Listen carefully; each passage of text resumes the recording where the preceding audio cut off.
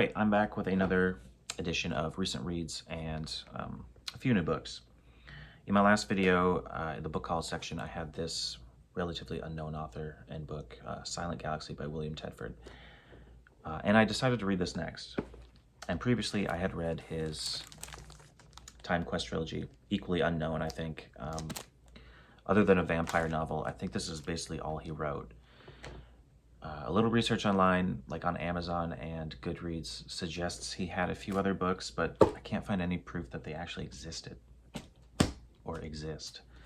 So, other than the vampire book, I think that's it. And I have something coming in the mail that is related to this author, but it's not a book. And that'll be in a future video. Anyway, I enjoyed this a lot more than I expected. Mostly for the ideas, less so than the plot or the writing. The writing is nothing too special, but it's not terrible. It's fine. But it was the ideas I really liked. So setting aside the plot, let's just go into the background. And the background of this is basically summed up in just a paragraph. I tried finding it, but I didn't bookmark it or anything, so I couldn't find it. But it's such a throwaway line, but it's actually like the entire setup to the whole book. So there are multiple universes, and there are cosmic consciousnesses. And this one particular consciousness expresses itself physically in different dimensions in order to experience these dimensions. And it expresses itself as humanity. So collectively, it is humanity, but it's not conscious. You know, we are all individuals, but we are actually tiny facets of this cosmic consciousness. And I think the cosmic consciousness is, you know, it's still out there viewing things happening down here while simultaneously experiencing Earth and our universe through every human being.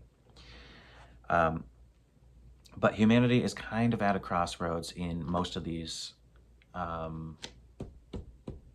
universes because we're a self-destructive species, and something needs to change because humanity just never seems to last very long.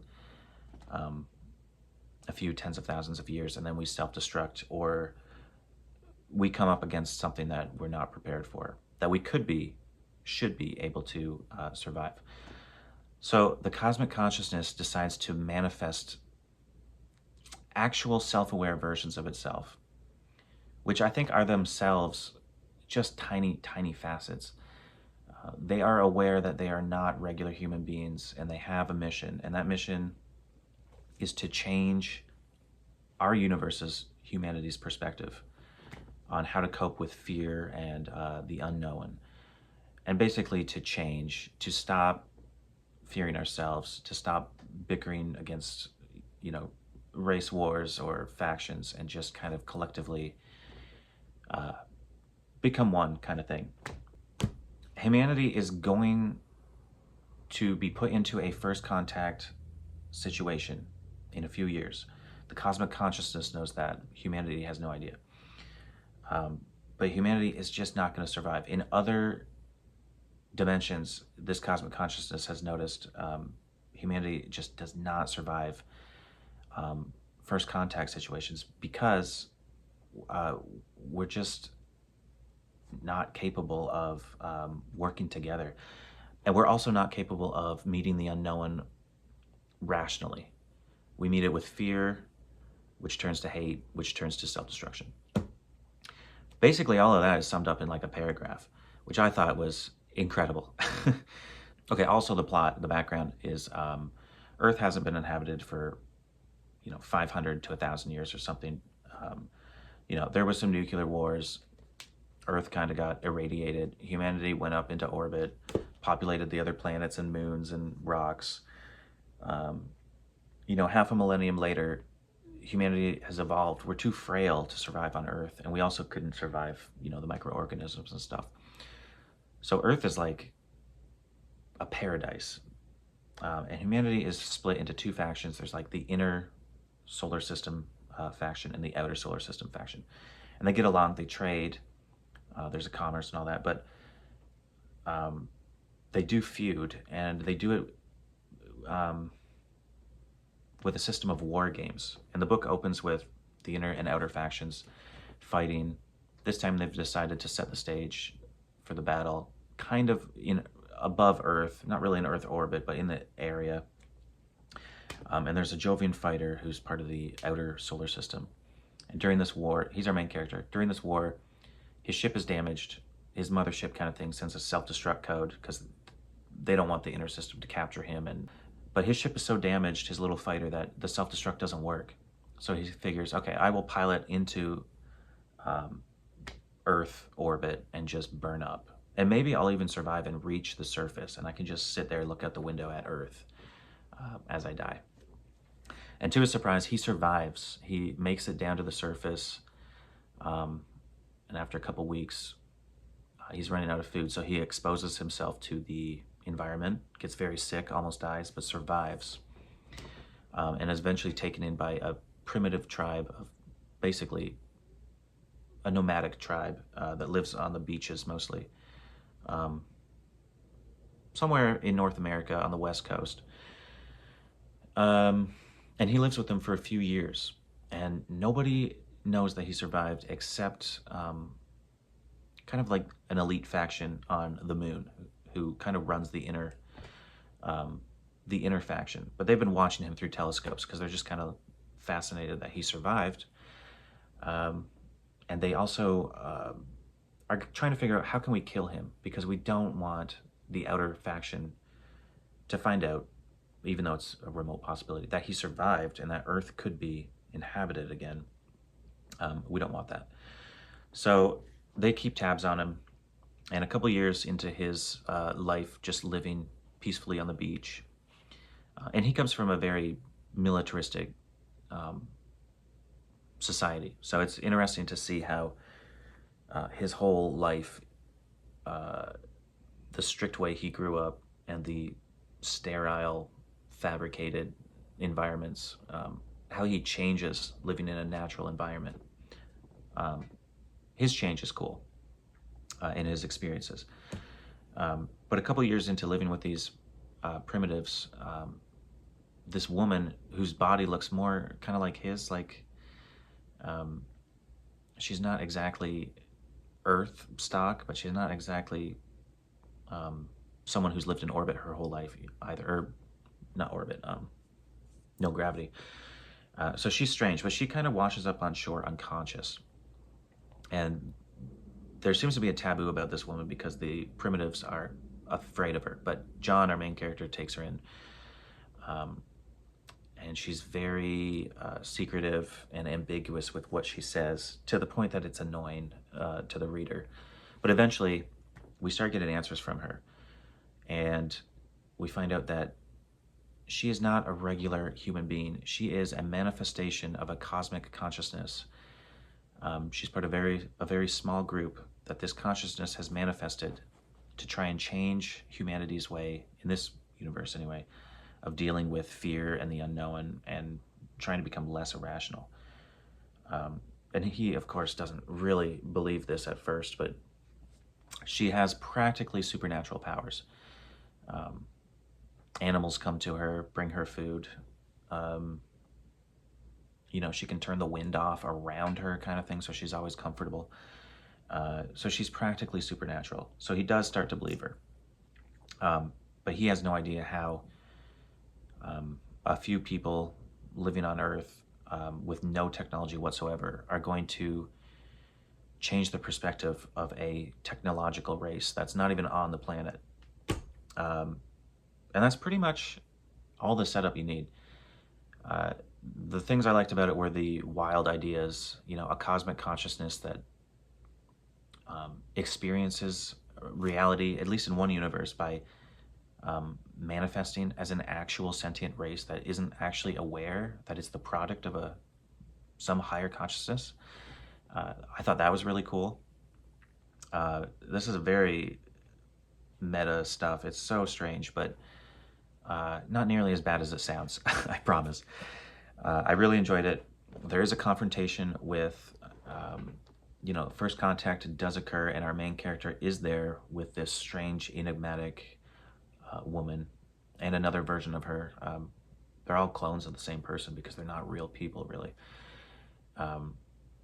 And the irony is the first contact creatures they meet are based on dark matter. And the last book I read was the Robert J. Sawyer's Starplex, which involved first contact with a race of creatures made of dark matter. So what are the chances that I picked two books involving first contact? I had no idea it was going to involve first contact, and I didn't expect it to be with dark matter creatures. So once again, William Tedford has done it for me. I really enjoyed this author. He wrote, I think I have the entirety of his science fiction. There is another, I think there's a print-on-demand version of this. The title is somewhat different. I think it has silent in the title, or something like that, but it's the same book. Different cover art, different title, but the same thing. So I really enjoyed that. Totally surprised me, gave it a 4 out of 5. I'm sure there was a lot more I wanted to say about it, but I've completely forgotten at this point. And I didn't expect to talk about it that long. Then another random read. I just picked this off the shelf. Thomas M. Dish, who I had not read before, The Genocides. I picked this up a few months ago, I think when Richard at Vintage SF did a video on it, and I read the first few pages and just couldn't get into it, put it down. I don't know why I grabbed it again this time. This is a post-apocalypse horror novel, really. This is one of the bleakest things I have ever read. It was oppressively claustrophobic. I know, who has written something similar about plants invading the earth? I can't remember, but that's a more famous novel than this. But it starts with just a small farming community. I think there's like 250 people left, and they're just trying to survive in this rapidly changing landscape. Earth seems to have been seeded by these giant plants. They're like 600 meters tall, 600 feet, 600 meters. They're twice as tall as the tallest tree on Earth. The leaves are the size of billboards, and people are practically like insects living underneath them in the eternal darkness, practically, because the coverage, the canopy is so thick. And these farmers are just in a constant battle to just keep a small area of soil free of these plants and just grow their own corn and wheat or whatever. And they're doing okay, but they're barely surviving. And then a couple years into this, most the cities are gone. It's just a couple small societies barely holding on. Or this may be the only tiny group, although there are hints that there's, marauders or thieves, little groups of thieves, but those haven't been showing up so much anymore. So the group we're following pretty much think we might be the last survivors, certainly in this area. So it's a couple years in, and suddenly there are these technological little floating spheres that are hunting humans down and just incinerating them, literally burning them to ash. So it seems like the Earth has been seeded with these plants. All major centers of human occupation have been destroyed, and now little pieces of technology are flying around, incinerating the last remaining humans. Our group of humans is ambushed by these 3 spheres, and they seek refuge in a cave, but they find them in the cave. Their only escape is one of the roots of these monstrous plants has penetrated the roof of the cave and the floor. And the survivors who are fleeing, we've gone from 250 people down to 31, I think. One of the few things they grabbed when they ran from their little settlement was an axe. They hack open this root, and it happens to be hollow, and they climb inside and they descend into the bowels of the earth. And that is about the midway point of the book. The rest of the book is just this oppressive, bleak, just despair. It is so dark. I did not expect this book to be more about the evils of humanity. I don't even know. It's more a study on human degeneration. I will say this, I don't know why I like, why do people like stuff like this? It's so bleak and disgusting, but it was so good. Our survivors are now in these hollow roots, 1,500, 2,000 feet under the surface of the earth. There's no food, there's no water, but it turns out the insides of the roots, or the tubers actually, whatever these plants are growing, are edible. They go down far enough that the oxygen content is so concentrated because these plants are sucking oxygen down, because these roots are so far down and there's no natural oxygen. They're sucking oxygen down. So the people eventually are kind of constantly high and just eating this pulp, this whatever these plants are growing. And this small society is just fracturing. The leader is kind of a religious nut, and he's starting to lose it, and he's also dying from an infection.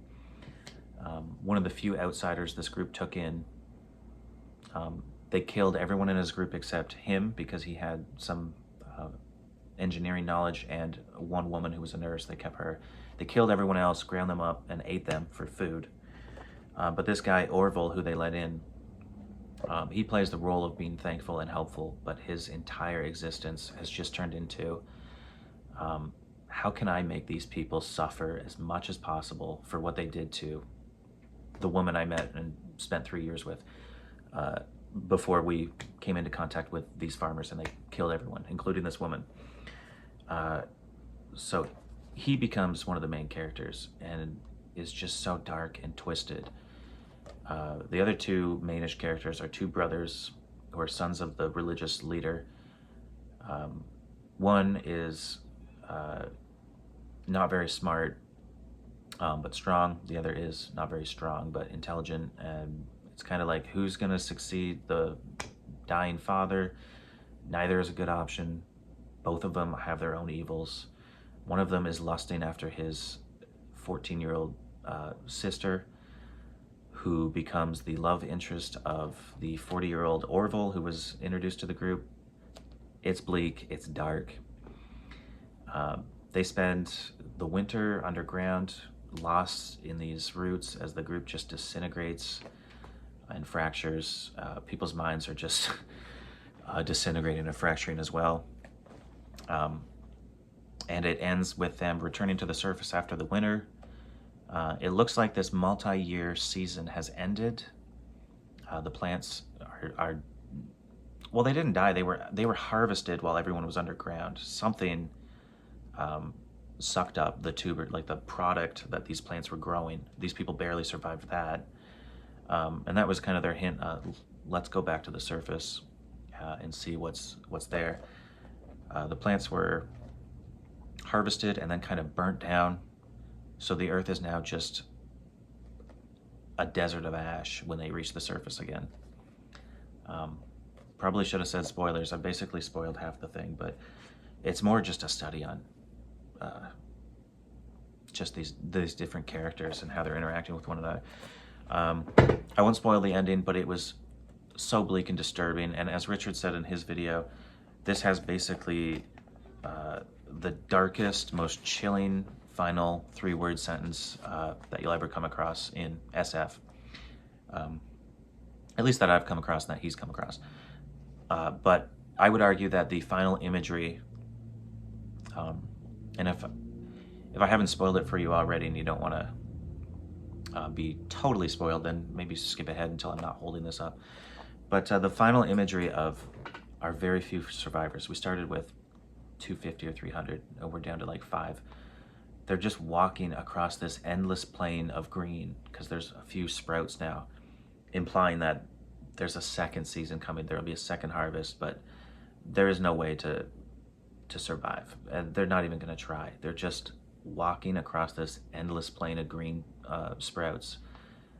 And you get like a close-up of each character and maybe what's going on in their minds, and it's so dark and twisted. It's the darkest ending I've ever read. It's not the only book I've read where everybody dies, but it is the bleakest, darkest, maybe most oppressive thing.